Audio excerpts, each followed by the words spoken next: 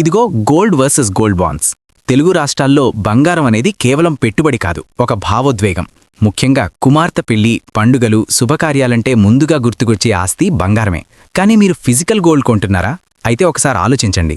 ఆభరణాలు కొనేటప్పుడు మీరు బంగారం ధరతో పాటు 8 నుంచి 18% వరకు మేకింగ్ ఛార్జీలు, జీఎస్టీ చెల్లించాల్సొస్తుంది.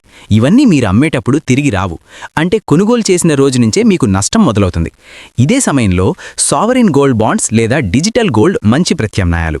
ఎస్జీబీల్లో మేకింగ్ ఛార్జీలు ఉండవు, పైగా ప్రభుత్వ హామీతో భద్రత ఉంటుంది. అంతేకాదు, ప్రతి ఏడాది 2.5% వడ్డీ కూడా వస్తుంది. 8 సంవత్సరాల తర్వాత మెచ్యూరిటీ సమయంలో వచ్చే లాభంపై క్యాపిటల్ గెయిన్స్ ట్యాక్స్ కూడా ఉండదు. ఇదొక గొప్ప ట్యాక్స్ సేవింగ్ ఇన్వెస్ట్మెంట్.